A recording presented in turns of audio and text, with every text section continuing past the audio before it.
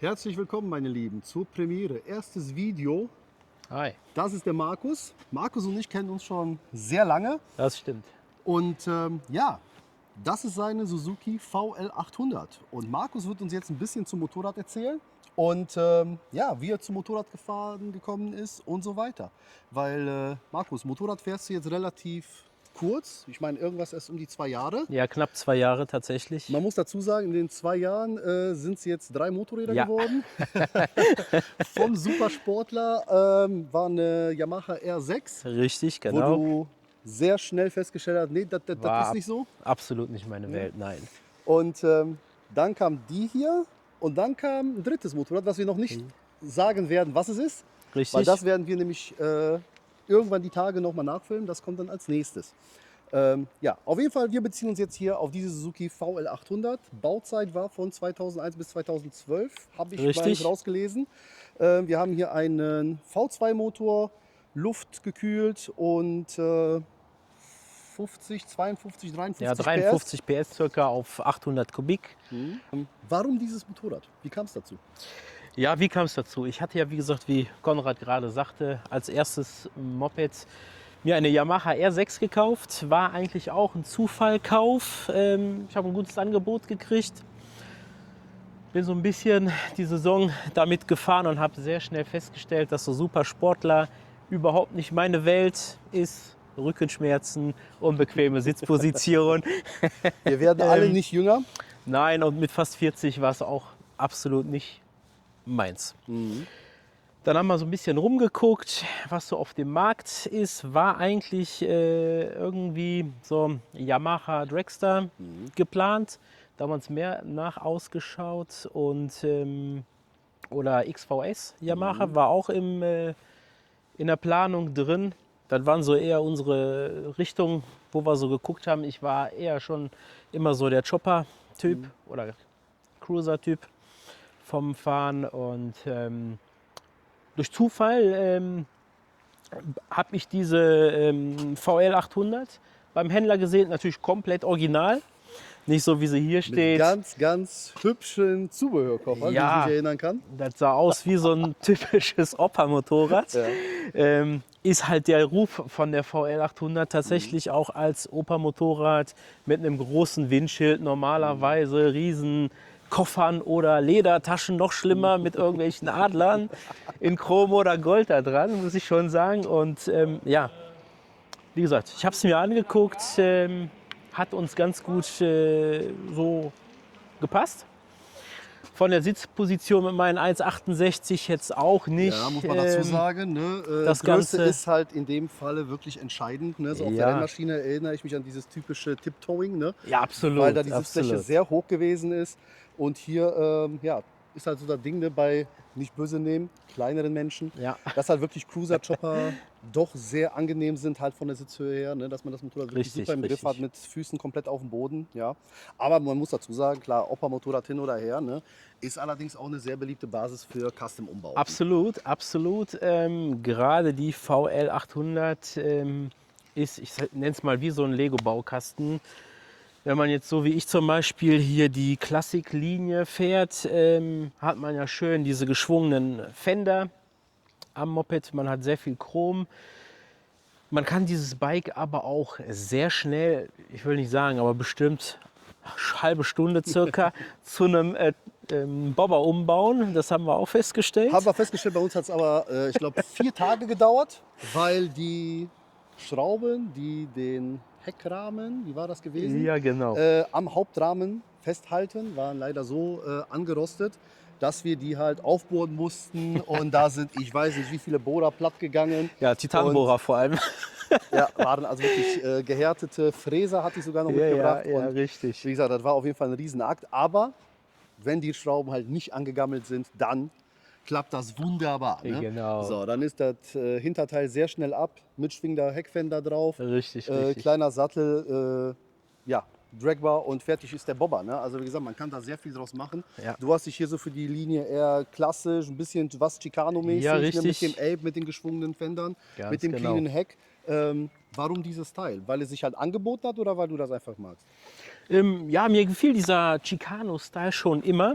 Vor allem bei Harley sehr beliebt. Die Mexikaner fahren es ja sehr gerne mit irgendwelchen Glitzerflakes und irgendwelchen Pinstripes und so. War jetzt nicht so ganz Pinstripe so meins, aber da wir hier schon einen, ja, wie soll ich sagen, einen Metallic-Lack haben, habe ich gedacht, komm, das ganze Chrom passt. Für einen Bobber habe ich gesagt, ja, irgendwie jeder zweite, dritte, wenn er VL 800 fährt, fährt er einen Bobber. So ich gedacht habe, komm, lass ihn so, wie es ist. Wir haben die Klassiklinie, wir haben schon viel Chrom, mit dem Ganzen können wir arbeiten. Also komplett gegen den Strom. Ja, absolut, wie immer meine Sachen, alles gegen den Strom, nichts Ist ja im irgendwie. Endeffekt auch mit dem Motorrad, was nächste Woche kommt. Genau. Oder übernächste Woche. Wir müssen mal gucken, wann wir es drehen. Da kann man auch sagen, also absolut gegen das Typische. Ja, ja, genau. Da kommen wir noch zu. Erzähl mal, was haben wir jetzt hier hauptsächlich an Veränderungen im Vergleich zum Serienmotorrad? Also, Was hast du geändert? ich habe bei dem Motorrad als allererstes geändert, Conny kann euch gleich mal ein Foto einblenden, diese hässlichen Koffer. Das Motorrad stand keine 24 Stunden bei mir in der Garage und ich habe als allererstes die Koffer runtergeschmissen. Ja, ist eigentlich recht viel an diesem Bike. Vielleicht gehen wir so ein bisschen von vorne herum. Als zweites, was an diesem Bike geändert worden ist, war der große Sturzbügel in poliertem Edelstahl. Ich fand so zu einem ja, Chicano-Style gehört auf jeden Fall so ein großer Sturzbügel in Chrom oder sagen wir jetzt hier bei mir in Edelstahl dazu. Passend natürlich wieder zu dem ganzen Chrom-Konzept. Als nächstes wurden dann hier vorne von mir, wir haben jetzt hier so Klarglasgläser, die waren in Orange. Runter damit. Ja, wieder mal eine kleine Veränderung, die nicht viel Geld gekostet hat.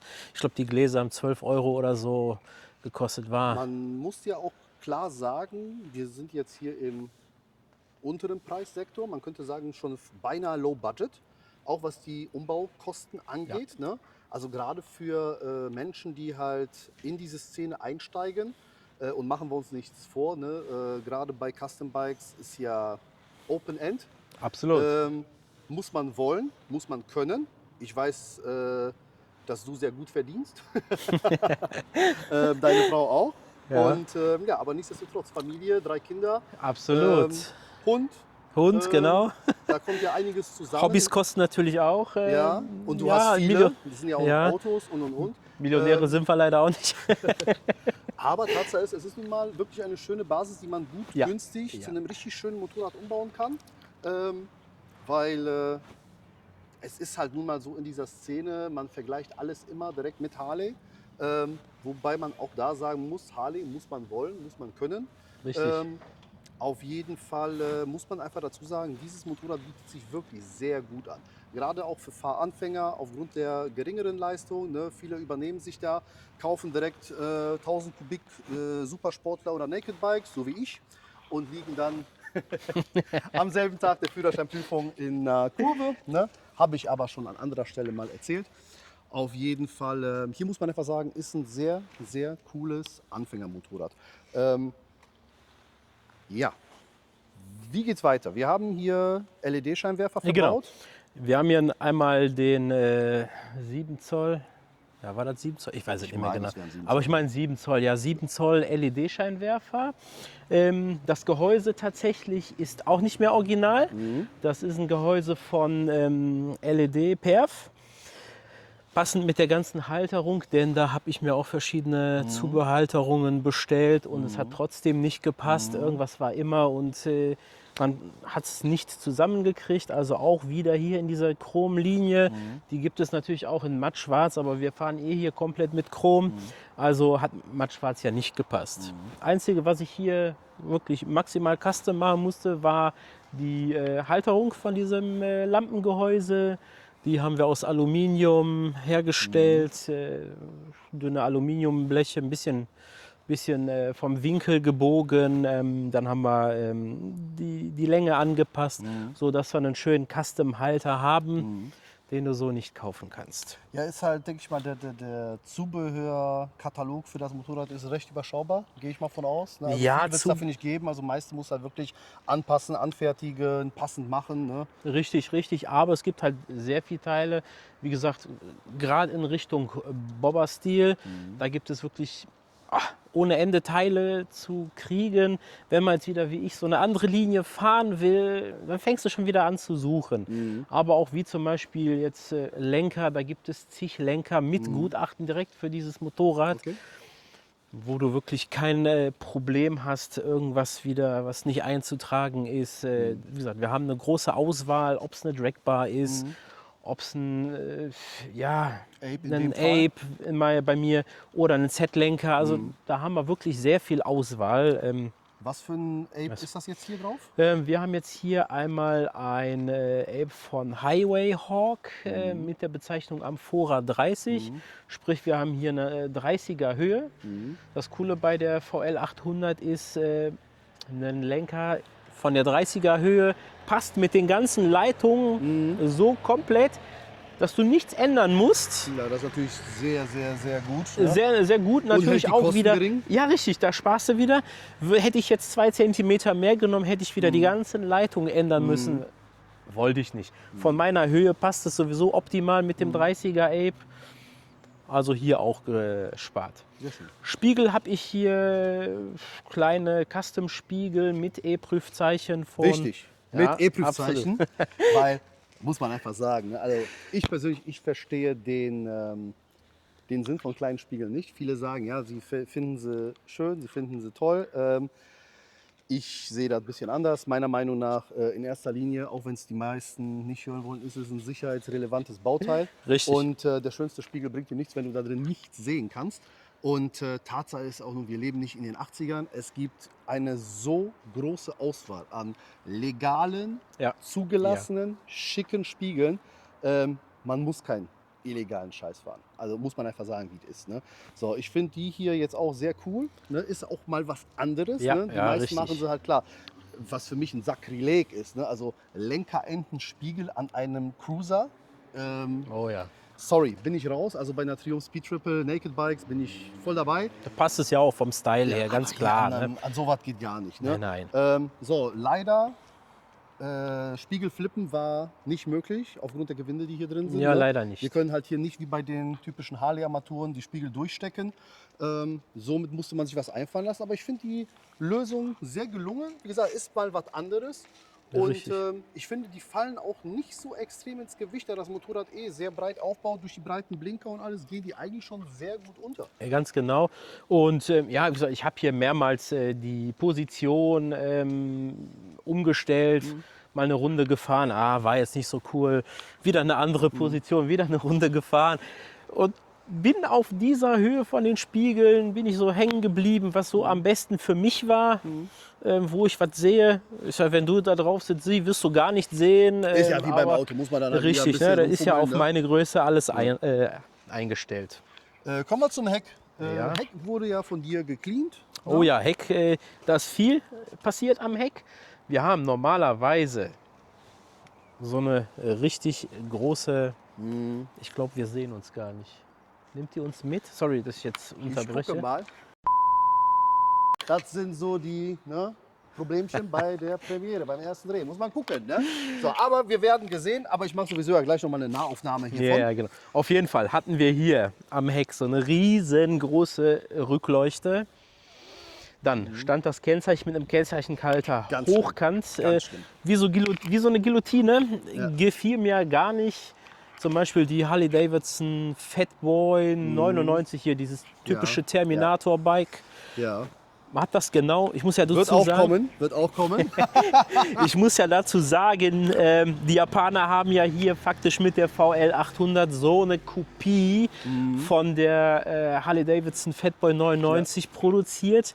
Ja. Ich wurde auch schon oft an der Straße gefragt, hey, geile Harley. Ja. Ich sag, so ist eine Suzuki, Leute. Na gut, Aber wie gesagt, ja. nochmal zum Heck. Ja. Wir schweifen so ein bisschen ab, aber was ich sagen wollte. Wie gesagt, beim Chicano-Stil ist es ja so, dass die Heckfender so lang gezogen sind, fließend, so clean wie möglich. Habe ich auch geguckt. Ich habe zwar noch die Schraube für den Sozius-Sitz hier, denn wenn der Kurze mal mitfährt, sind das hier 3 Schrauben und wir haben den Sozius-Sitz wieder drauf. Wir haben aber trotzdem eine schöne, cleane Linie. Kennzeichenhalter habe ich auch direkt ans Heck dran gemacht, denn wie gesagt, es stand ja so hoch dran. Schrecklich sah das aus. Geschmäcker sind unterschiedlich, aber ich bin da auch komplett raus. Ja. Und ich sag's dir, wenn du hier schon so einen Chicano-Style machst, kannst du natürlich keinen seitlichen Kennzeichenhalter. Das sieht ja auch total bescheuert aus. Wäre es jetzt ein Bobber, brauchen wir nicht darüber diskutieren. Aber so, finde ich, gehört das schön hinten dran. Und als Rückleuchte haben wir dann hier noch eine Zubehörrückleuchte von Shio als LED im Klassik-Stil Typ 1 Klassik, dass das Ganze dazu passt, schön klein, mit LED-Technik natürlich sehr hell dran gemacht. Wir haben eine ganz kleine Kennzeichenleuchte als Schraubenkopf. War Meine deine Idee, muss ich sagen, ganz cool. Das andere Bike hat es tatsächlich auch so, Ja. aber das, Ach, tatsächlich, hab ich gesehen. Okay. das kommt dann nochmal im anderen Video. Ne? Ja, haben wir so dran gemacht und als Blinker, da waren ja Auto, ne? genauso, ja, aber ich muss dazu sagen, das originale Heck hatte ja genauso riesige Blinker wie vorne. Ich blende die Fotos einfach mal ein. Hier die ne? Dinger. Der Markus wird sie mir zur Verfügung stellen. Ja, natürlich. Und ich fand, für vorne geht das klar. Ich hatte erst überlegt, vorne Kellermänner dran zu bauen, aber in der Klassiklinie, das passte überhaupt nicht. Auch Kellermänner in Chrom hat überhaupt nicht gepasst. Deswegen habe ich mich dafür entschieden, die Originalen dran zu lassen, aber wie gesagt mit dem anderen Glas und hinten für die cleane Linie direkt wirklich Kellermänner nur Blinker, weil ich ja wie gesagt die Rückleuchte haben wollte. Natürlich hätte ich mir 3 in 1 holen können, aber dann hätte ich ja wieder die Rückleuchte nicht. Und Was ein Loch mir im Fender, wir sind wieder beim Thema Low Budget. Ne? Ja. Müsste man wieder schweißen, verspachteln, lackieren. Ja, und, ja, Ne? richtig. So, und jetzt machen wir uns nichts vor. Ne? Also, die Motorräder kriegst du auf dem Markt im Rahmen von... ja, mit vielen, vielen Kilometern für 2,7 umgebaute Bobber stehen tatsächlich bis, habe ich schon 8.000 gesehen.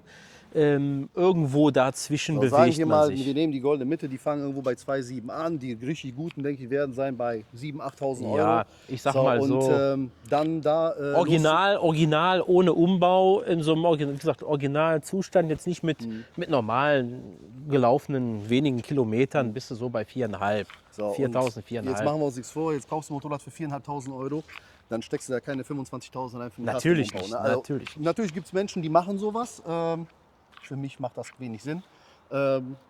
Deswegen, also im Rahmen von wirklich Anfänger, frisch in die Szene rein, ein bisschen rumbasteln, die Kosten niedrig halten, finde ich, passt das voll und ganz. Ne? Da muss man jetzt nicht nehmen und übertreiben Nein, mit Cleanen, natürlich mit Machen, nicht. mit Tun. Ne?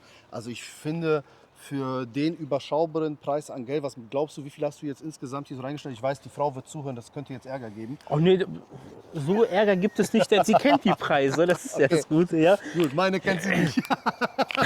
Vielleicht auch besser. Ja gut, meine Frau kennt mich aber auch schon mit der ganzen Tuning-Szene beim Auto. Also Ja. die weiß ungefähr, was kostet. Lass mich kurz überlegen. Ja, vielleicht sind wir hier so bei 2.000, 2.500 So. circa. Also sagen wir mit Kaufpreis irgendwo bei 6.000, 6.500. Ja, so irgendwie circa. sowas, ne? circa. Also von daher finde ich, ist das ein sehr cooles Bike, mit dem man sich jetzt nicht schämen muss, irgendwo an eine Eisdiele zu fahren, ne? Oder sonst wo irgendwo aufzutauchen. Natürlich könnte man jetzt noch loslegen mit Lackierung machen, tun, bla blub, aber im Endeffekt ist ja jetzt halt das 3. Motorrad über den Weg gekommen. Ja, und du richtig. hast halt sehr schnell festgestellt, so, es macht zwar noch Spaß, solange es da ist, aber natürlich, klar, das Herz liegt jetzt woanders. Natürlich liegt das Herz woanders. Da ist ja auch schon ein bisschen was passiert, ne? Ja, Aber da kommen wir im anderen Video dazu. genau. Würdest du sagen, zuverlässig? Hattest du bisher irgendwelche Kopfschmerzen, Probleme? Tatsächlich nicht. Also wir haben ja hier eine Intruder. Wir haben keine Kette. Also schön Kardan? Kardan, hier Antrieb, schön wartungsfrei. Wunderbar. Ja, Probleme? Nein, tatsächlich nicht. Also was heißt Probleme? Wenn man das jetzt als Problem beim Custom-Umbau sieht, wie gesagt, Problem war halt eine Halterung für den Scheinwerfer, gut, aber Aber das ist jetzt, Das ist ja jetzt, das weil ist du jetzt das was ändern extra. wolltest, ne? Aber ist jetzt nichts, so was kaputt fahrtechnisch, gegangen ist. nein. Nein, ne? Absolut nein. Ich bin Ja, super typisch zufrieden, Japaner, zuverlässig. Ne? sehr zuverlässig, keine Probleme. Top. Schön, schön. Also ich muss wirklich sagen, mir gefällt das Motorrad ganz gut. Wie gesagt, man muss ja immer alles in Relation sehen. Ne? Natürlich kann man das jetzt nicht vergleichen mit einem Voll-Custom-Umbau für 35.000 Euro. Das ist ja Natürlich logisch. nicht. Nein. Ne? Aber jeder hat mal irgendwo klein angefangen und hat sich halt gesteigert. Und wie gesagt, als Anfangbasis finde ich das absolut genial. Solltet ihr noch Fragen haben zu dem Motorrad oder allgemein an den Markus, ich würde mal sagen, da irgendwo blende ich halt sein Instagram ein. Und ansonsten könnt ihr gerne in die Kommentare tippen, Genau. ja, was euch auf dem Herzen liegt. Und wir werden gucken, dass wir das Ganze hier irgendwie so einen Flow reinbekommen. Ne? Ist für mich halt auch alles Premiere. Und ja, mal sehen, wie sich das Ganze hier halt noch entwickeln wird. Wie gesagt, Anregungen, Ideen, Vorschläge, gerne in die Kommentare. Konstruktive Kritik, immer gerne gesehen. Hate brauche ich nicht, wird gelöscht. Ja, also Also von Kritik daher, absolut gut. Hate, ja, wer braucht Hate? Keiner. Nein, keiner braucht heutzutage Hate. So, eine Sache noch, Markus, du bist 1 Meter. 68. Pflanz dich einmal kurz drauf, damit die Leute sich mal ein Bild machen können, wie das Ganze halt so wirkt. Ne? So, also ich finde, das Motorrad steht hier sehr gut. Ne? Größentechnisch ist nicht zu klein, nicht zu groß. Richtig. Sitzpositionen sieht sehr bequem aus. So, jetzt würde ich dich bitten, einmal runter, dann setze ich mich einmal drauf mit meinen 1,83 Meter. Da können die Leute da noch mal gucken, wie das Ganze dann halt bei mir wirkt. Ne? Ich sehe es nicht, deswegen kann ich da nichts zu sagen. Ich muss sagen, also vom Sitzen her ist es halt sehr bequem. Ich bin das Motorrad noch nicht gefahren. Warum nicht? Weiß ich nicht. Hat sich noch nicht ergeben. Ne? Aber sitzpositionstechnisch ist es auf jeden Fall sehr angenehm. Auch mit dem Ape so in der Höhe. Du bräuchtest vielleicht einen höheren Ape. Nee, noch nicht mal. Also bei mir ist es jetzt auf meiner vielleicht irgendwo hier. Ja, Ne? ja, richtig. Aber ist sehr angenehm. Also man hängt halt nicht. Ne? Finde ich gut. Finde ich sehr schön. Hoppala. So. Ja, also nochmal die Lieben. Sollte ihr Anregungen haben, Verbesserungsvorschläge, alles drum und dran, haut es in die Kommentare. Ich drehe jetzt nochmal ein paar Nahaufnahmen vom Motorrad und die ich dann zwischendurch einblenden werde. Der Markus stellt mir noch ein paar schöne Fotos zusammen. Und Natürlich. wir sehen uns dann im nächsten Video. Und dann werden wir sehen, ob es dann wieder der Markus ist oder jemand anders. Weil auf der Liste stehen einige. Also, ich wünsche euch noch einen schönen Tag. Haut da rein. Ciao. Ciao.